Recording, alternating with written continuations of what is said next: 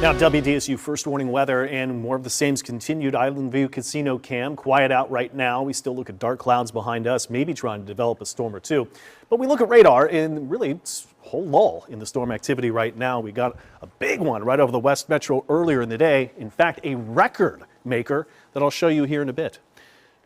Doppler radar's got those storms outside of Poplarville right now. Let's get in a little bit closer. See that storm activity is kind of broken into two. So just east of Poplarville, heavier downpour. Red Top, Hillsdale, Hickory Grove getting a little rain. Is that all we've got? And that's about all we've got. I'm going to watch this outflow boundary, the chance that this drives through some of the river parishes, maybe interacting with Lake Pontchartrain. And right as we're discussing this, it is developing a shower right here, right there, and going over Lake Maurepas. So that's the next kind of rain maker in the short-term analysis. But we got the rain today just over the West Metro. Kenner really took it on the chin. 2 inches officially at the airport, a record-setting day. Over an inch in other parts of Kenner. I heard from Sheila outside of, it looks to be Career in Mill Creek today, about 3/4 of an inch in Mississippi today, just under a half an inch east of Ponchatoula. And there's the record maker today, defeating a record going all the way back to 1965. So 2 inches of rain is going in the record books. 89 was the high today, 90 lakefront. Few of us right at 90 degrees, just over, just under. Where we stand, rain cooled air of 78 in Hammond, 82 to Bogalusa, but that 90 in the lakefront. Of course, when you factor in humidity, it could be easily feeling closer to 100.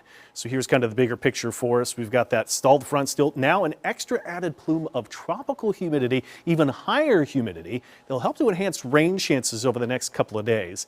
Parts of the Gulf of Mexico around Texas are upgraded to a level 2 threat of risk of flooding because of that surge in tropical humidity. We may see a storm tonight. Some of the indications are by 10:30 in WDSU News at 10, and then pretty quiet thereafter. 75 Bogalusa, 73 to start off tomorrow morning, 75 Belle Chase, Homa, and around 80 in Lakefront and Grand Isle.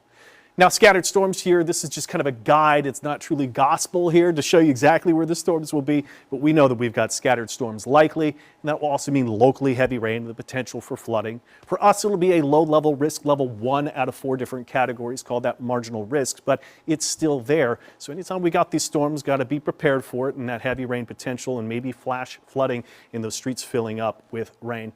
Mentioned the high of about 88, 89 is just under the average for the time of the year. And more to come on Wednesday. You can see this is going to be scattered storms likely. Low-level risk for flooding continues into Wednesday. Areas west will have a higher chance there. That's going to keep temperatures down a couple degrees from the average of 92 for the time of the year. So there's that plume of tropical humidity and that little surge and little system interacting with that to keep us in that flood risk for Thursday. But by Friday, you start to see that chance of the flood risk starts to go away. Some indications are rain chances are decreasing, but unfortunately temps go up. So there's that little cluster of tropical humidity in the west part of the Gulf.